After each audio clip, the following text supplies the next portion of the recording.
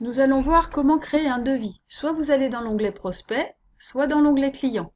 Et vos prospects deviendront forcément des clients dès lors qu'ils auront passé leur première commande. Pour établir un devis, vous allez sur la calculatrice de votre client. Vous pouvez aussi le choisir en le filtrant par nom de société. Et en cliquant sur cette calculatrice, vous allez arriver directement sur la page du devis avec en en-tête, en haut à droite, toutes les coordonnées de votre client. Dans ce cas-là, on a deux contacts. Donc on va choisir le contact à qui on va faire le devis. Vous pouvez ensuite ajouter un produit. Alors, soit vous ajoutez un produit à vous, avec cette ligne-là, soit un produit de la base européenne sourcing. Vous recherchez, par exemple, un stylo, et vous savez que vous voudriez un stylo de chez Cotel. Donc vous faites rechercher et vous allez avoir toute la base de Cotel. Donc vous sélectionnez le stylo qui vous convient, par exemple ce modèle-là, blanc-noir. Le logiciel vous donne un prix indicatif et vous sélectionnez ensuite le marquage que vous voulez faire. Sur un stylo, on peut faire de la tampographie en une couleur sur le corps. On choisit le fournisseur chez lequel le marquage sera fait. Donc là, en l'occurrence, c'est Cotel. On veut deviser 500 pièces. Donc on revérifie le prix d'achat, s'il est le bon, sinon on peut toujours le modifier. Vous pouvez mettre des frais de port à peu près de 18 €. C'est vous qui regardez chez le fournisseur combien il facture de port. Vous pouvez toujours mettre un estimatif. Et ensuite, vous faites un coefficient, par exemple 1,6, et vous moulinez avec les petites flèches, ce qui va vous donner un prix de vente que vous pouvez arrondir à 2 chiffres après la virgule, que vous pouvez modifier s'il ne vous convient pas. Et à droite, vous avez une indication de la marge et du pourcentage de marge. Donc si ça vous convient, on laisse comme ça. Si vous estimez que vous en avez trop ou pas assez, vous pouvez toujours augmenter le coefficient et remouliner. Voilà, par exemple, 37,6, on va mettre 38 centimes. On peut taper Entrée pour remettre la marge à droite à jour. Donc ça va remettre la marge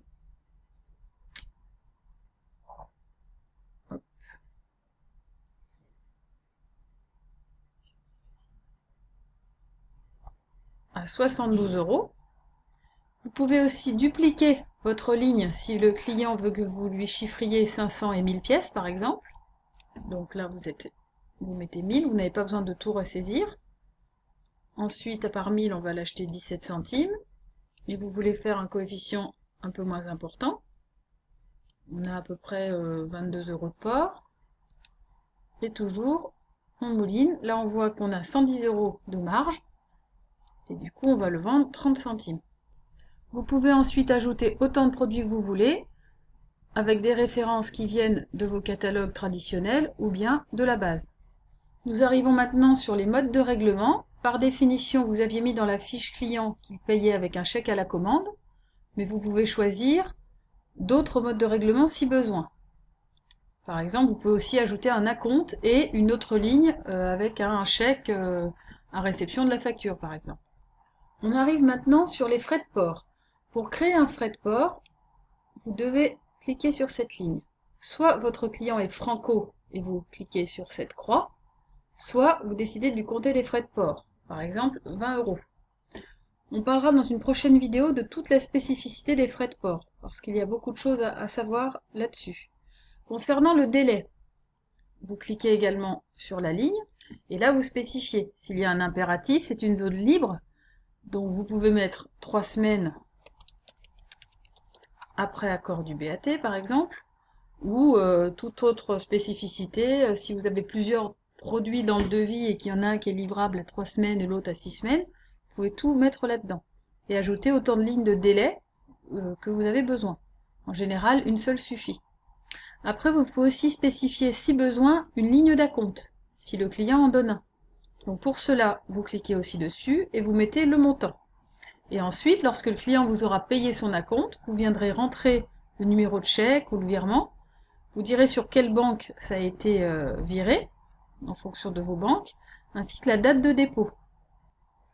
Vous avez ensuite la zone d'information supplémentaire qui apparaîtra sur votre devis et dans laquelle vous pouvez mettre toute spécificité pour votre client. Par exemple, que le prix est valable jusqu'à une date précise, etc. Et vient ensuite la zone relance qu'on a dans beaucoup d'endroits, dans la fiche client, dans les différents onglets. Et vous pouvez aussi à nouveau remettre ce que vous avez fait avec votre client. Donc le 25 février, il veut des tasses. Bon, maintenant vous lui avez passé la commande. Donc mettons, on est le 27 avril et on lui dit revoir en septembre pour des stylos.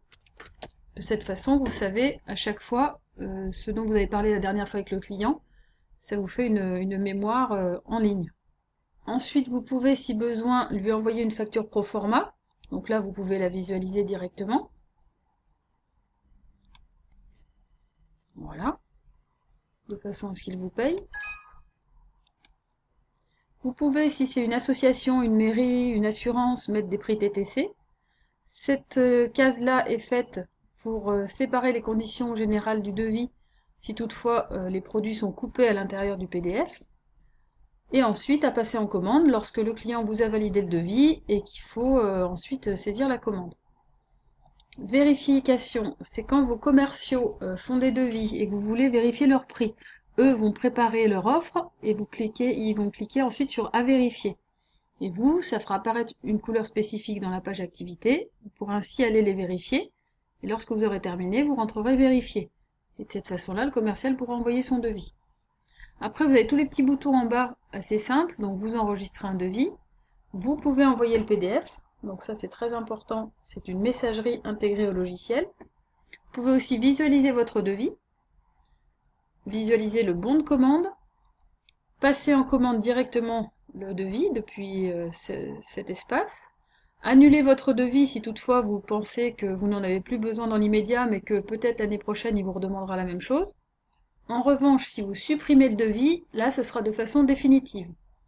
Vous pouvez aussi dupliquer le devis, ce qui vous permet, lorsque un client vous demande de faire des prix, comme dans ce cas-là, sur des stylos pour 500 et 1000 pièces, mais qui vous dit moi je voudrais aussi un marquage 2 couleurs. Je veux plus un marquage une couleur, je veux que vous me chiffriez un marquage 2 couleurs. Donc au lieu de tout refaire, vous allez dupliquer le devis.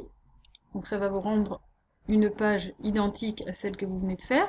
Vous pouvez le dupliquer ou à ce prospect-là ou à un autre client, parce que parfois il y a des clients qui font partie de groupes et ils veulent qu'on fasse des devis pour plusieurs agences. Donc ça c'est faisable, sans besoin de tout ressaisir.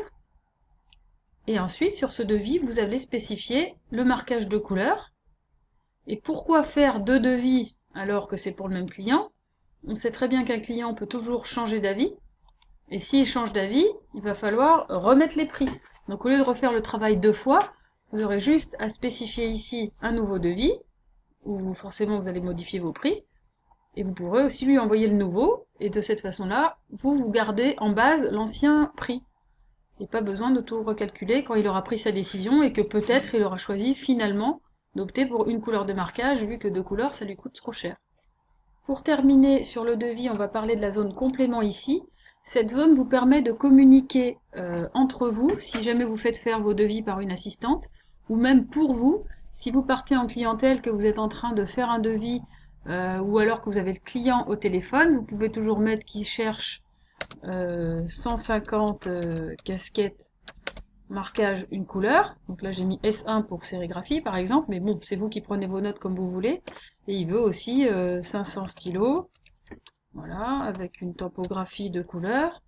Et ça vous permet de revenir et de faire votre devis ou de donner des indications à une assistante en lui disant devise-moi la référence C112 par exemple de chez PF, voilà. Et après, la personne ou vous-même pourrez faire le devis en vous souvenant de tout rapidement. Donc la partie devis est terminée et on verra sur la prochaine vidéo toutes les spécifications concernant les frais de port.